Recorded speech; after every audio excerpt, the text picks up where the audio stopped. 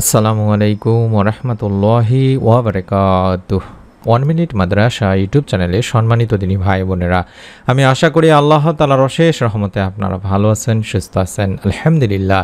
পবিত্র রমজান মাসে তাহাজ্জুদ নামাজের সিজদায় মাথা রেখে 2 শব্দের একটা ছোট্ট দোয়া অন্তত যদি 3 বার নিয়ম মেনে পড়তে পারেন, রব্বুল আলামিন আল্লাহ তাআলা নিজেই বলেছেন তার জীবনের সমস্ত গুনাহ মাফ করে দেবেন।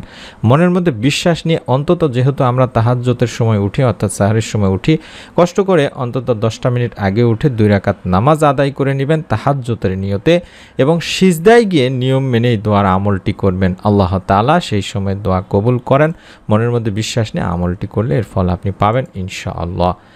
তাহাজ্জুদ মুমিনের মর্যাদার সোপান, রবের প্রিয় হওয়ার অন্যতম মাধ্যম। ফরজ নামাজের পরই এই তাহাজ্জুদের স্থান। তাহাজ্জুদের মাধ্যমে পাপ মুছে যায়, আল্লাহর সঙ্গে বান্দার সরাসরি সম্পর্ক স্থাপিত হয়। সুবহানাল্লাহ। তাহাজ্জুদ প্রাণহীন হৃদয়কে সজীব করার শ্রেষ্ঠ একটি উপায়। কোরআন ও হাদিসে এই তাহাজ্জুদ নামাজের অনেক ফজিলত বর্ণিত হয়েছে।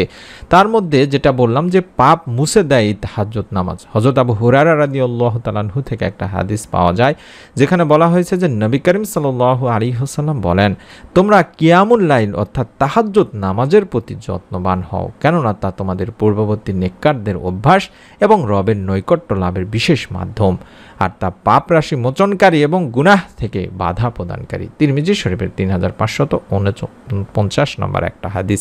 তাই আমি আমার দিনী ভাই বোনদেরকে অনুরোধ করব, আপনারা বেশি বেশি করে তাহাজ্জুদ নামাজের প্রতি যত্নবান হবেন। পবিত্র রমজান মাস চলছে, আশা করি আপনারা 10টা মিনিট আগে ঘুম থেকে উঠে তাহাজ্জুদ নামাজ আদায় করবেন। তাহাজ্জুদ নামাজের সিজদায় গিয়ে এই ছোট্ট দোয়াটি পড়বেন। এই দুনিয়াতে সবচেয়ে উত্তম ইবাদতই হলো নামাজ বা সালাত। তাই এর প্রতিটি রকম আমাদেরকে আদায় করতে হবে অত্যন্ত ধীর স্থিরভাবে, মনোযোগ দিয়ে। আর এই প্রতিটি রকমেই রয়েছে মাসনুন সব দোয়া, যে দোয়াগুলো আল্লাহর নবী, প্রিয় নবী আল্লাহ রাসূল সাল্লাল্লাহু আলাইহি ওয়াসাল্লাম নিজেই পাঠ করতেন। বিশ্বনবী সাল্লাল্লাহু আলাইহি ওয়াসাল্লাম সিজদায় অনেক দোয়া পড়তেন। তিনি ভাই বোনেরা, নামাজের মধ্যে বান্দার যে জিনিসটি রাব্বুল আলামিন আল্লাহ তাআলার কাছে সবচেয়ে পছন্দনীয়, সেটি হলো সিজদা। তাই সিজদায় বেশি বেশি দোয়া করার কথা বলা হয়েছে, কারণ সিজদায় দোয়া কবুলও হয়। নবী করিম সাল্লাল্লাহু আলাইহি ওয়াসাল্লাম বলেন, বান্দা যখন সিজদারত থাকে, সিজদায় থাকে, তখন সে তার রবের সবচেয়ে নিকটবর্তী হয়, অর্থাৎ রবের কাছাকাছি চলে যায়। কাজেই তোমরা এই সময়টিকেই কাজে লাগাও, বেশি বেশি করে দোয়া করো। এটি সহিহ মুসলিম শরীফের 350 নম্বর সহিহ একটি হাদিস। তবে আমাদের অনেকেই জানেন না যে নামাজের সিজদায় দোয়া কিভাবে করতে হয়। সিজদায় দোয়া করার জন্য আপনাকে অবশ্যই প্রথমে সিজদাহের যে তাসবিহ আমরা সাধারণত পড়ে থাকি, সুবহানা রাব্বিয়াল আলা, সুবহানা রাব্বিয়াল আলা, বা অন্য কোনো তাসবিহ, যে কোনো তাসবিহ যেগুলো বিশ্বনবী সাল্লাল্লাহু আলাইহি ওয়াসাল্লাম পড়তেন, সেই তাসবিহগুলো অন্তত 3 বার পড়ার পরেই আপনি দোয়া শুরু করতে পারবেন। তবে মনে রাখবেন যে ফরজ নামাজের সিজদায় দোয়া না করাই ভালো। ফরজ নামাজের সিজদায় দোয়া করা যাবে না এমন না, অবশ্যই আপনি করতে পারবেন, তবে চেষ্টা করবেন যে ফরজ নামাজের সিজদায় দোয়া যেন না করেন। আলেমদের অনেকেই বলেছেন যে ফরজ নামাজের সিজদায় দোয়া না করা হচ্ছে উত্তম, তবে এটা নাজায়েজ কিন্তু নয়।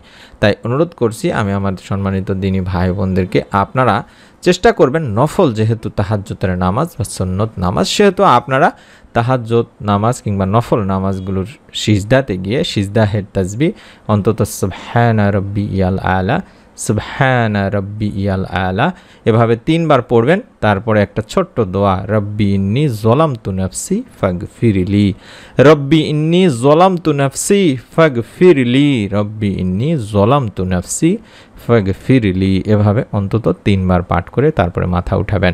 প্রত্যেক সিজদাতেই আপনারা এই দোয়াটি করতে পারেন। এই দোয়াটি সূরা আল কাসাসের 16 নম্বর আয়াতে রয়েছে এবং এই দোয়ার অর্থই হচ্ছে, হে আমার রব, নিশ্চয়ই অবশ্যই আমি আমার নফসের প্রতি জুলুম করেছি, নফসের প্রতি কষ্ট দিয়েছি, গুনাহ করেছি, পাপ করেছি, সুতরাং আপনি আমাকে ক্ষমা করে দিন। মহান আল্লাহ আমাদের সকলকে আমলটি করার তৌফিক দান করুন, আমিন। অবশ্যই আমলটি করবেন, নিয়ত করে ফেলুন এবং অবশ্যই এরকম নতুন আমলের ভিডিও পাওয়ার জন্য চ্যানেলটির সঙ্গে থাকবেন, সাবস্ক্রাইব করে বেল বাটনটি অন করার মাধ্যমে। সকলে ভালো থাকুন, সুস্থ থাকুন। আসসালামু আলাইকুম ওয়া রাহমাতুল্লাহি ওয়া বারাকাতুহু।